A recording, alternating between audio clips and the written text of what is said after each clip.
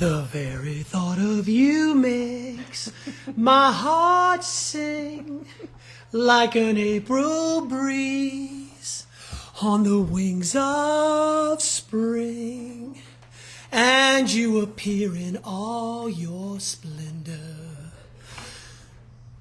my one and only love. I hope you're watching, Juliana. Welcome to the Noel Show with Stephanie. Hi. Oh, that was for me. You're like, oh, I'll take some of that. So today, Hi. on the Noel Show with Stephanie, Facebook Live. I hate when people ask me if this is a podcast. I'm like, no, it's just this is. But we should. This is live. This is raw. In a month, we're gonna have a podcast room. But we're still going to do Facebook Live. Okay, we're doing Facebook Live. Today we're talking about relationship. Yes. Relationship. I meant to look this up today, and I didn't. Okay. Because I'm very busy. And start talking fast because you're gonna run out of phone juice. Oh gosh. Yeah, we gotta make this if one we quick. die, sorry. It's just 'cause I know. he didn't charge his phone before our pre-planned thing. It's Anyway, true. Go. So one of my favorite quotes, and it has everything to do with it's rules without relationship lead to rebellion. Google it, look that up. I'm not sure who said it, but Okay.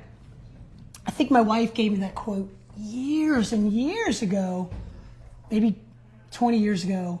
And to this day, I just love it. So say it again. Rules without relationship lead to rebellion. Ah. Right? Okay. And being a father of a large family, I got a wonderful compliment from a mother today, a mother that just had a new baby. And I maybe I won't use her name, Bridget. It was so sweet. She just said, I hope that when my children are older that they'll run up to me and say hello. I went to the kids' school. Yeah. I was just at the kids' school. That's cool.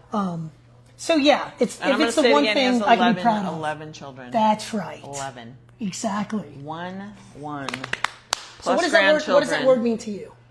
Relationship? Yeah.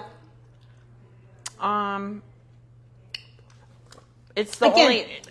Personally, professionally. No, I think it's really the only thing that matters, and I think that, like we were talking about the other day, AI is going to make relationships more important, and not just because of work or anything, but if you think about one of the most disturbing things for me right now is when I go to a restaurant and everybody at the table is looking at their phone.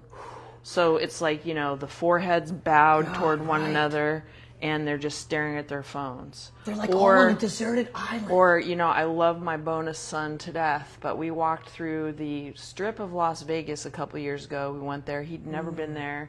I don't think he looked up from his phone the whole time. Jesus, have mercy. I mean, it was surprising that he didn't run into somebody or fall over something because he literally and he'd never been there. It's like the epitome of America.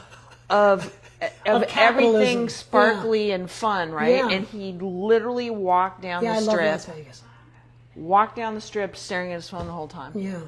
Just kind of like bobbing around through people. It was so like I think about how much people are missing with each other and what's around them. Or, the other one that kills me is if you've seen photos of people at a concert and the photos just of everyone looking at the concert.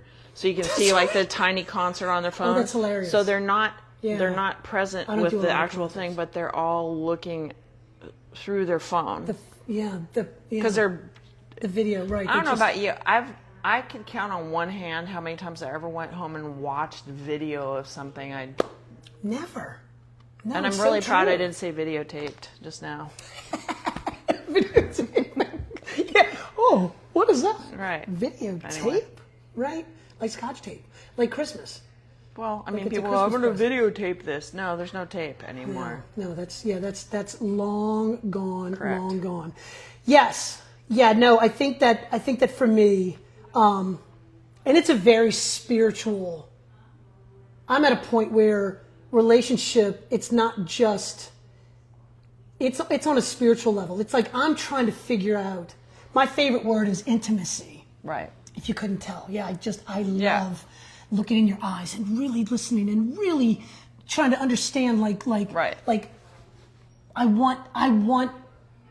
really want to feel and understand your knowledge and your own experience. And so for me, because I do have a faith and I am a believer, like I'm trying to figure out like intimacy with the Creator. Right. Like whatever that means. That being a convert like has just been such a struggle for me. Right. Because God, the Father, Son, and the Holy Spirit, that's not a direct, you can't really put your hands on it necessarily. Well, right? right. I mean, you read the Old Testament and God's like, why'd you do that, Cain? Right. Right? And there was an actual intimate relationship that he had with people. And I believe he still does today, but I'm not there yet. I want to believe so bad, like I can't wait to get to heaven. I've told friends in the past, and I think my buddy Justin Terrio, oh, he's a big strong man. Because I'm so physical, like, and I mean this. I'm not really kidding so much. I mean, it's sort of tongue in cheek, but it's like I want to put my hands on God, the man. Right. Like I want to wrestle with him. Yeah. I want to try to choke him out. And I mean, if you think about it, if you believe in whatever religion, any religion that you have, I think most of them, unless I'm mistaken, have at one point or another, the deity of that religion was here on earth. Yeah. Right? Because everybody that has a faith, I think, shares that same desire to see and be able to touch this person or this entity or whatever you want to call it as a real thing. And I mean, that's testimony to relationship and people wanting to, and if you're going to have a religion and you're going to, want people to follow and be with you, you're going to have to send somebody to relate to everybody on their level, right? Hallelujah. Yeah. Because they're not gonna follow something that they can't see ultimately. If Jesus had never been here, Christianity would be a different thing, right? Well, and whether yeah, right. I mean, just like you're saying, it's like that is how our Christian God created us in a very intimate way, right? I mean, Adam, he formed him out of clay and spit, or maybe that's another Bible story. Right. But just very hands-on, very really, he's a God that got his hands dirty. So that being said, and we're talking about relationship today, what do you think is the most important? Because I'll just ask this because I don't have 11 kids. What is the most important lesson that you feel like you need to teach your children? You and Giuliana, what is the most important lesson that you try to teach them? Yeah, that's a piece of cake. This very thing. Relationship with us, with each other. That's all we do all day is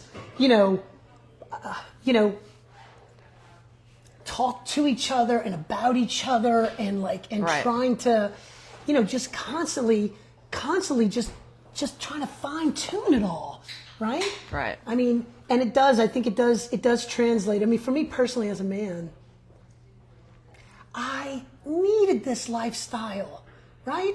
I was a big female woman objector, in a lot of ways. I mean, I've got a beautiful wife and 9 glorious daughters. You and them are God's, or the Creator, whatever you want to call him. You are his greatest creation. Easily. So I really genuinely, authentically mean it when I say that. Right. I could adopt you right now. Right. I would adopt you right now if you needed a place. You know what I mean? Yeah. Because you'd fit right in. Right. Because Well, I mean, and again, I've gotten good at this. no, and Like I was talking listening to women and giving them their space. And on top of all that, I mean, the fact that you and Juliana, you said that there are going to be 13 of you living in the same house, and I was talking. I'm going to get my in-laws tomorrow. Right, I was talking to my mom and Kelly, my husband, today or yesterday about that, and thinking about like, wow, and awesome. Yes. Because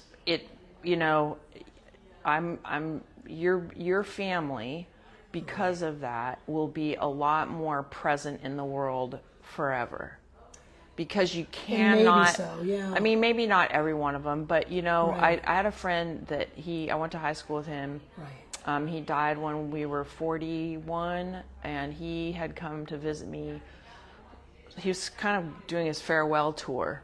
Right. And we went to lunch, and I hadn't seen him in 20 years. But we had such a strong relationship when we were kids that he came to visit me. It was, 18 years later or something like that. Yeah. And we went out to lunch. What's his His name was Rick. Rick Was Fordyce. Rick? Yeah. So he came, he brought his wife. They stayed in Portland, where I'm from, for a week with us. Or me there, and he and I and she went out to lunch, and he went in a terry cloth robe to this Thai restaurant, and he ordered some pho and drank it like it was the best thing he'd ever eaten. And then, I mean, he had months to live. And then he reached, and he's 40 at the time, 40, 41. Right. He pulled out this pen, and on it was this little clear, I have it in a shadow box in the hall of my house. And it had this little clear ballpoint pen, and in teeny tiny, like the tiniest gold letters, it said, "Intend, attend, the end." Wow. And that was the message that he was spreading out into the world while on his farewell very tour. simply, yeah. Right, and his funeral, he asked a few of us to perform his funeral or whatever you call it, and I spoke the to that. eulogy or something, Right, yeah. and so that message sticks to me with this day, and it's all about what we're talking about now. That you need to be intentional wherever you are, whatever you're doing with the people that you're with. I love it. That that intention and intending to decide how you're going to be in the world and with other people. And then the attend part is that when you're with somebody, you're with them, right? Yeah. That you're not, hey, it's really great to see That's you. right. No. Yeah, exactly. Yeah, that's really awesome. I know. Oh. You know what I mean? Like, Totally. like I don't. Yeah, that's perfect. So That's perfect. Well, you know what thought I had the other day, you and I do want to tout you and I as like the Jerry Maguire of agents. I like that. I like that. I love the end of the movie when the one guy goes, how come our relationship is like that? And Jay Mard, who's the protagonist or whatever Right, his role is in the movie, he goes, get the fuck out of Yeah, right. Yeah. Right. Exactly. Right. Yeah. No, I love it. I love it more than ever. But I mean, not just that. To me, well, life is too short to focus well, on and that's the why quantity of it all. And that's It's why he had the end quality. in. That's why he had the Yeah, I end love in that. there. I love Because that. it's intend, be intentional, attend, be present, and the end is coming for all of us. Ain't none of us getting out of here alive. All right, yeah. So what I love else? that I too. mean, we're not. So what Yeah. else do you have but relationship? It's so true. Well, you know what I love so much about that is I like to be reminded that it's not just me. Like I'm not alone. Nope. Cause yeah. Oh no. yeah, right. You know what scene I want to do with Juliana? I talked to Annie today. You know that whole scene where Jerry Maguire's like, help me, Help you. help you. Yes, that's so funny. That's Juliana. Yeah. That's you, Juliana. Mwah. Yeah. My one and only. Yes. My one and only love. She should say that to you every day.